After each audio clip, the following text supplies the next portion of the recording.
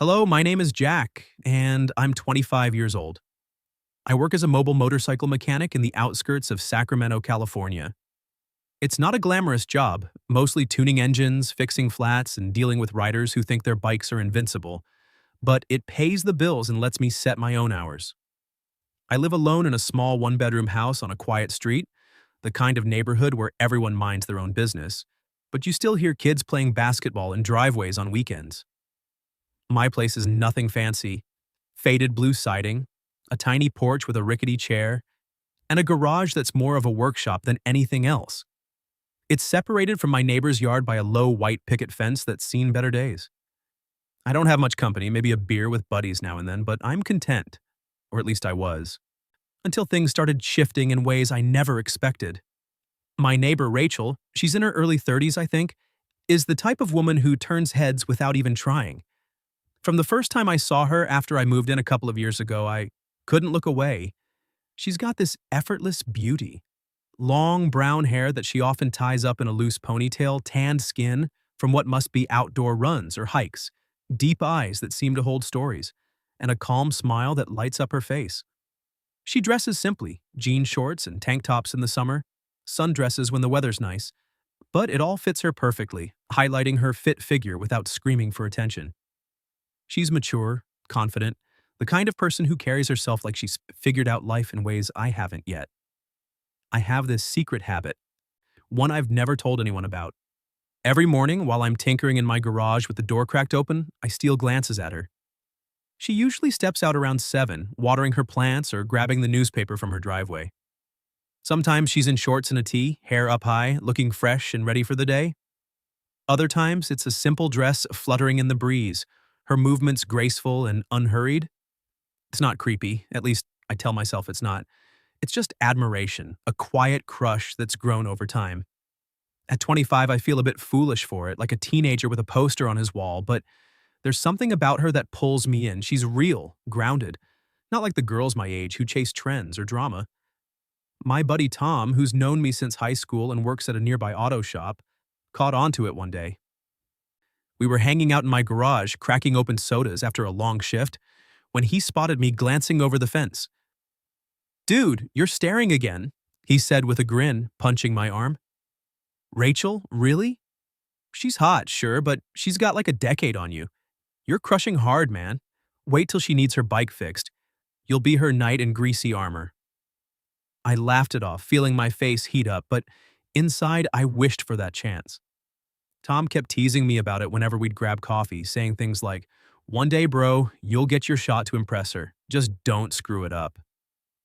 I never thought it would happen so soon. It was a Saturday morning, the sun already warming up the air, and I was nursing a cup of black coffee in my kitchen when Tom burst through my side door, still in his pajamas. "Jack, get your tools, man. Rachel just called me. Her bike's acting up. Won't start after a few minutes. She's got to get to work or something. She asked if I knew anyone, and I told her, 'You're the guy. Go on, this is your big moment.'" My heart jumped into my throat. Excitement mixed with nerves as I grabbed my toolkit, a battered red box full of wrenches, spark plugs, and cleaners, and headed across the lawn. The white fence creaked as I pushed through the gate, my mind racing. "Finally," I muttered to myself, "a real excuse to talk to her." Rachel answered the door almost immediately, and up close, she was even more stunning.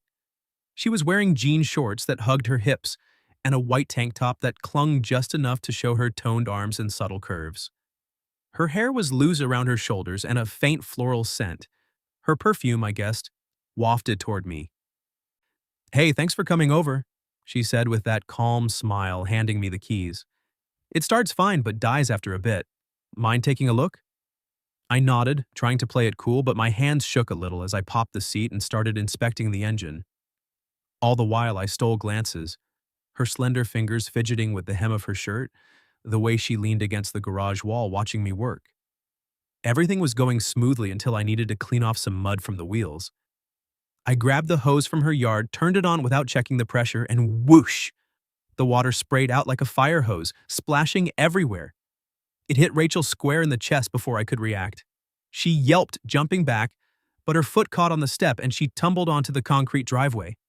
Water soaked her tank top and shorts, making the fabric cling transparently to her skin, outlining every curve. I dropped the hose in panic, rushing over. "Oh God, are you okay? I'm so sorry. I didn't mean to." I stammered, helping her up, my face burning as I averted my eyes from her drenched figure. She stood, brushing off her arms, a mix of annoyance and embarrassment on her face. "Well, that wasn't fun," she said, wringing out her hair. "And now I'm late for a blind date setup." "Great." I felt awful, mumbling apologies and offering to dry her off or wait while she changed. She sighed, heading inside, and emerged a few minutes later in a beige bodycon dress that hugged her like a second skin, tight around her hips and chest, accentuating her athletic build. I stared longer than I should have, mesmerized. She caught me raising an eyebrow with a hint of a smirk. "I know where you live now," she said pointedly before turning away. The words hung in the air, teasing yet warning. I finished the repair in a daze. Turned out it was just a clogged fuel line.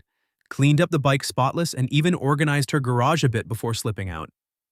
That night, lying in bed, I couldn't stop replaying it. The water mishap, her fall, that dress, and her cryptic comment. Sleep didn't come easy. My mind was too full of Rachel. The next morning, I woke up groggy, my mind still replaying the events from the day before like a loop I couldn't shut off. The image of Rachel in that beige dress, her pointed comment echoing in my ears, it all felt too vivid, too real for something that started with a stupid hose mishap. I dragged myself to the kitchen, poured another cup of coffee, and stepped out onto my porch to shake off the fog. The sun was already climbing, casting long shadows over the white fence that divided our yards. I glanced toward her house out of habit, half expecting to see her there, but the driveway was empty. Shaking my head, I told myself to get over it. It was just a one-time repair job. She'd probably forget about me by noon. That's when I heard footsteps on the gravel. I looked up and there she was, Rachel standing at the edge of my yard, arms crossed, wearing yoga pants and a loose hoodie, her hair pulled back in a messy bun. She had that half smile on her face, the kind that said she knew something I didn't. "Morning, Jack," she called out, her voice carrying a mix of amusement and something sharper. "Got a minute?" My heart skipped a beat. I set down my mug and walked over, trying to act casual. "Sure, what's up? Everything okay with the bike?" She tilted her head, her eyes narrowing playfully. "The bike's fine thanks to you, but no, everything's not okay. Because of you, I missed my blind date last night. I was too late getting ready after the whole water incident." She gestured vaguely at herself, referencing the soaking without spelling it out. I felt a flush creep up my neck. "I'm really sorry about that. I didn't mean to. It was an accident. If there's anything I can do to make it up..." My words trailed off, lame even to my own ears. What could I offer? Another free tune-up? Rachel uncrossed her arms, stepping closer to the fence. She studied me for a second, her expression shifting from mock annoyance to something more thoughtful. Then, out of nowhere, she said, "Actually, there is something. Pretend to be my boyfriend for a bit. My friends keep setting me up with these guys, and it's exhausting. If I show up with you a few times, maybe they'll back off." I blinked, sure I'd misheard. "Pretend to be your... what? Boyfriend?" The word felt ridiculous coming out of my mouth. She was older, more put together, and here I was, a 25-year-old mechanic with grease under my nails. But Rachel just shrugged, like it was the most logical thing in the world. "Yeah, nothing serious, just enough to get them off my case. We can say we met when you fixed my bike. Easy story." I hesitated, my mind racing. Part of me wanted to laugh it off, but another part, the part that had been stealing glances for months, jumped at the chance. "Won't your friends think it's weird? I mean, I'm younger than you, and..." She cut me off with a laugh, a real one that crinkled the corners of her eyes. "They might, but who cares? As long as you play the part right, it'll work. And don't worry, it's just pretend. No strings attached." Her tone was light, but there was a challenge in her eyes, like she was testing me. I swallowed, nodding before I could overthink it. "Okay, deal. I'll do my best not to embarrass you." Rachel's smile widened, and she pointed a finger at me. "Good. And remember, it's fake. Don't get any ideas." but the way she said it with that teasing lilt made my stomach flip. We exchanged numbers right there over the fence, and she headed back to her house with a wave. I stood frozen for a minute, processing what had just happened. Pretend boyfriend? To Rachel? It sounded insane but thrilling. Tom would lose his mind if he knew. I texted him a vague, "You won't believe this," but decided to keep the details quiet for now. The rest of the morning passed in a blur. I tinkered with a client's scooter in my garage, but my focus was shot. Every few minutes, I'd glance at my phone, half expecting her to cancel the whole thing. Around noon, it buzzed. A message from Rachel. "Party tonight at my friend's place. Pick me up at 7, wear something nice. No grease stains." My pulse quickened. I spent the afternoon scrubbing up, digging out a clean button-down shirt and jeans that weren't too worn. As I stood in front of the mirror, adjusting my collar, I caught myself grinning like an idiot. "This is crazy," I muttered. "It's just pretend." But deep down, I knew I was already in too deep. The crush I'd harbored from afar was about to get a whole lot more complicated. By the time evening rolled around, I was a bundle of nerves, ready, or not, for whatever came next. That evening, I pulled up to Rachel's driveway right at 7, my truck idling as I checked myself in the rearview mirror one last time. The button-down felt a bit stiff, but it was the best I had. She stepped out her front door looking effortless in a simple black dress that skimmed her knees, paired with low heels and a light jacket draped over her arm. Her hair was down, framing her face, and she carried a small purse. "You clean up nice," she said with a teasing smile as she climbed into the passenger seat. "Ready to play the part?" I nodded, pulling out onto the street toward downtown Sacramento. "As ready as I'll ever be. What's the crowd like?" She leaned back, crossing her legs. "Mostly my girlfriends from work, bankers, accountants, a couple of lawyers. They're nosy but harmless. Just follow my lead. Hold my hand when we walk in, laugh at their jokes, and if anyone asks how we met, stick to the bike repair story. Minus the water part, maybe." I chuckled, gripping the wheel a little tighter to steady my nerves. The drive was short, about 15 minutes through quiet suburbs, into the brighter lights of the city, and we filled it with small talk. Her complaining about a long day at the office, me mentioning a tricky carburetor fix I'd done earlier. It felt almost normal, like we were actually on a date. The party was at her friend Lisa's condo, a sleek high-rise unit overlooking the river.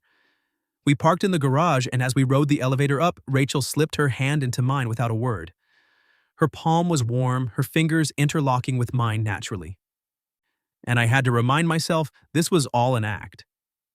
The door opened to a buzz of laughter and soft music, jazz, I think, wafting from speakers. About a dozen women were scattered around the open living room, sipping wine from stemless glasses, platters of cheese and charcuterie on the coffee table. Heads turned as we entered, eyes widening in curiosity. Lisa, a tall brunette in a red blouse, spotted us first and rushed over with a hug for Rachel. "Finally! And who's this?" Rachel squeezed my hand before letting go. "This is Jack, my special someone." She leaned into me slightly, her shoulder brushing mine. "We met when he fixed my bike. Total lifesaver." Lisa's eyebrows shot up, her gaze flicking to me appraisingly. "Well, hello, Jack. Come on in, grab a drink." The introductions blurred after that. Sarah, the accountant, who shook my hand firmly, Megan, the lawyer, who eyed me like she was cross-examining a witness, and a few others whose names I caught in snippets. They were all polished, in their 30s or 40s, dressed in chic outfits that screamed professional success. I felt a bit out of place in my mechanics world, but Rachel's presence grounded me. We settled on a couch near the window and I played the role as best I could. When Rachel reached for a cracker, I passed her the cheese plate first. "Here, try this one. Looks good," I said, keeping my voice casual. She smiled up at me, her eyes sparkling under the pendant lights. "Thanks, babe." The words slipped out effortlessly and a few heads turned. Sarah leaned in from across the coffee table. "So, Jack, what do you do?" I swallowed a sip of wine, red, dry, not my usual beer, and replied, "Mobile mechanic, mostly bikes and scooters. Keeps me busy." Megan chimed in. "And how'd you snag our Rachel? She's picky, you know." Rachel laughed, resting her hand on my knee. "He showed up when I needed him. Fixed my bike and, well, the rest just happened." She gave my leg a light squeeze and I felt a jolt, not just from the touch, but from how real it felt.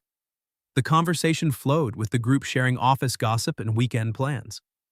I chimed in where I could, telling a light story about a client whose bike had a raccoon nest in the exhaust. Got a few laughs. Rachel played along perfectly, leaning her head on my shoulder at one point, her hair brushing my cheek. "He's great at fixing things," she said to the group, her tone affectionate. Whispers floated around. "He's younger than I expected," from Sarah. "But they look cute together," from Lisa. I caught Rachel's eye during a lull and she winked subtly, like we were in on a secret joke. But as the night wore on, the line between pretend and real started blurring for me. Her laugh when I made a dumb pun, the way she defended me when Megan teased about my job, it all felt genuine. Around 10, we said our goodbyes amid hugs and promises to do this again soon. In the elevator down, Rachel let out a breath. "You were perfect. They bought it hook, line, and sinker." I grinned, still buzzing from the evening. "Glad I didn't screw it up. Wouldn't want to embarrass you." She turned to me, her expression softening. "You didn't. If anything, you made it fun." The doors opened and we walked to the truck in comfortable silence, her arm brushing mine. On the drive home, she glanced over.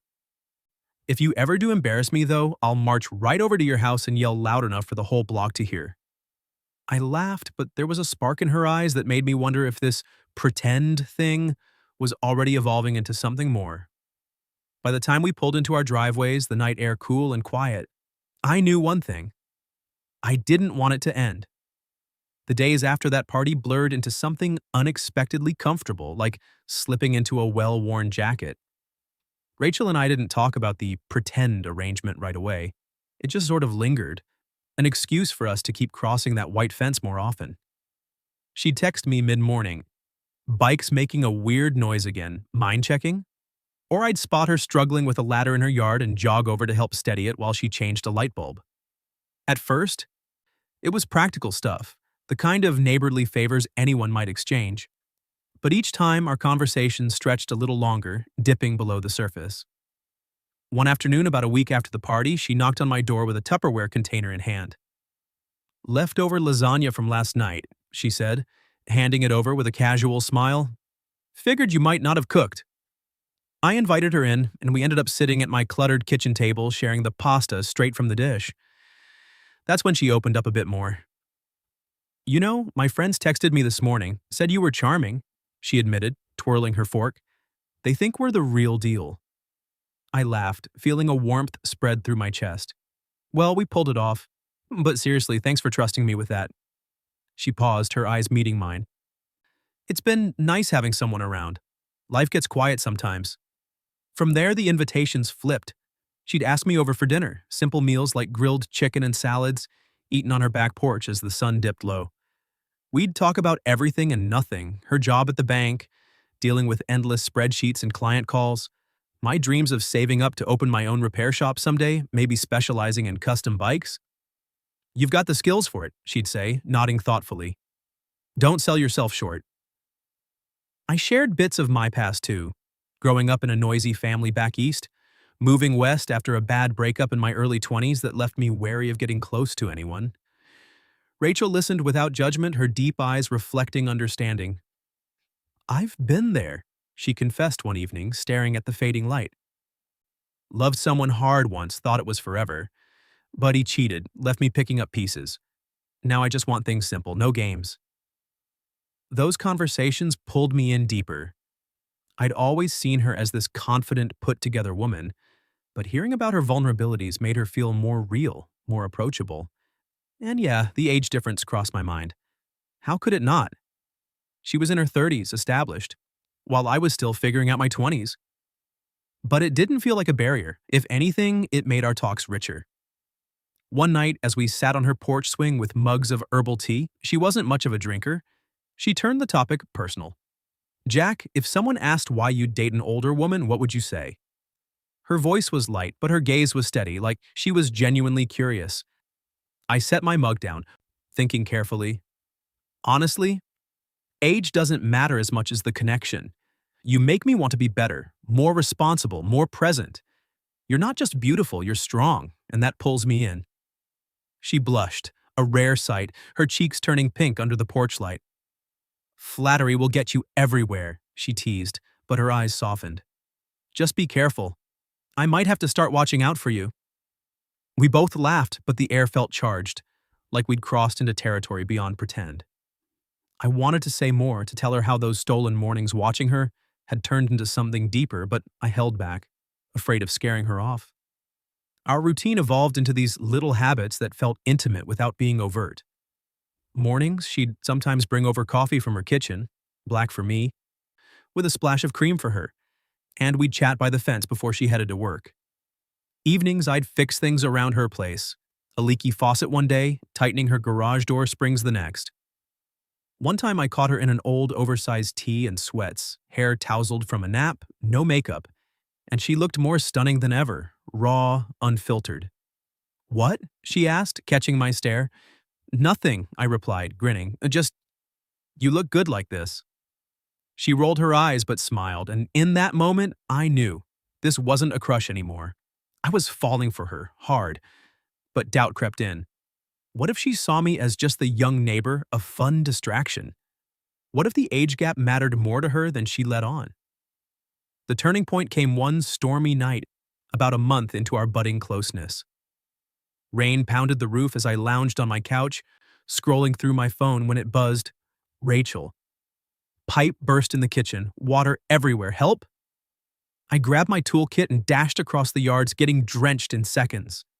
Her door was unlocked, and inside, the kitchen floor was a puddle, water spraying from under the sink. "Over here," she called, already on her knees with towels. We worked side by side, me shutting off the valve, her mopping up until the mess was contained. By the end, we were both soaked, laughing at the absurdity as we sat on the dry living room floor, backs against the couch. "Thanks, Jack," she said softly, her wet hair sticking to her neck. "Not just for this. For everything lately." Her hand found mine, fingers intertwining, and she didn't pull away. I squeezed gently, my heart racing. "Anytime. You know that." We sat there in the dim light, rain drumming outside, the warmth of her touch saying more than words could. I wanted to confess everything, the glances, the feelings, but for now this was enough. The quiet between us felt like a promise, fragile and real. One weekend evening, Rachel showed up at my door with a container of homemade sandwiches and a couple of cold beers, her smile lighting up the fading daylight. "Figured you could use some company," she said, handing them over as she stepped inside without waiting for an invite. I cleared off the porch table and we settled into the old chairs out back, the air warm and still, crickets starting their evening chorus. We ate slowly, trading bites and stories. Her about a funny client mishap at the bank, me about a stubborn engine I'd wrestled with all day. The beer went down easy, loosening the edges of the conversation, turning it into the kind of effortless flow that made time slip away unnoticed. At one point, she paused mid-sentence, tilting her head with that familiar half-smile. "You still think about that comment I made?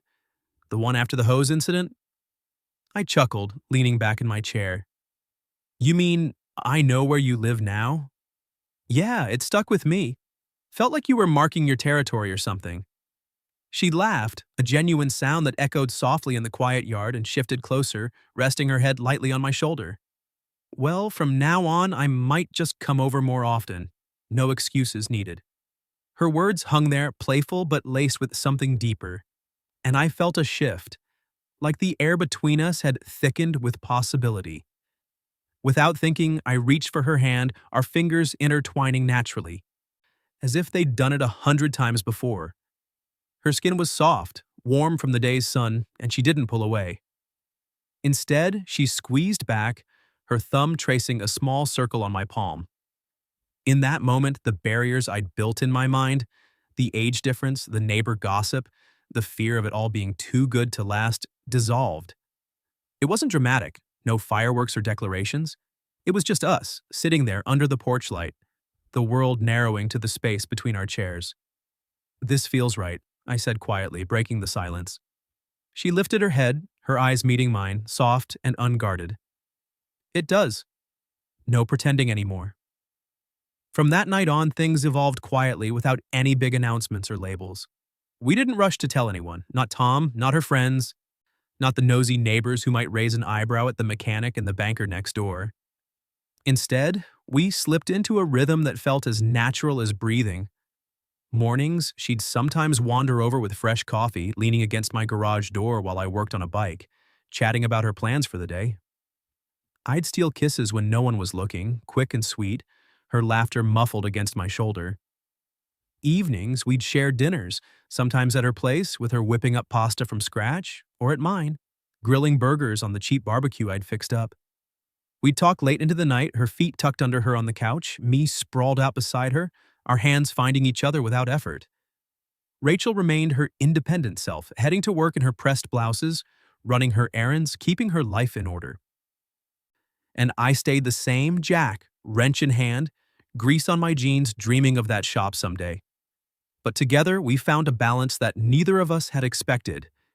She'd tease me about my youthful energy, and I'd counter with how her steadiness grounded me. One afternoon, while we walked through a nearby park, hands linked, no one around to judge, she admitted, "I didn't think I'd let anyone in again. But you snuck past my walls." I pulled her close, kissing her forehead. "Good thing you know where I live," I replied, echoing her old line, and we both laughed, the sound carrying on the breeze. Lying in bed that night, alone but not lonely, I replayed our journey in my mind. From those secret glances through the garage door to the awkward water spray, the pretend dates, and now this. Something real, unspoken, but solid. Love didn't need perfection or timelines. It just needed the right person at the right moment. And as I drifted off, I pictured us on that porch again, hands entwined under the golden light, no promises of forever, just the quiet certainty of now.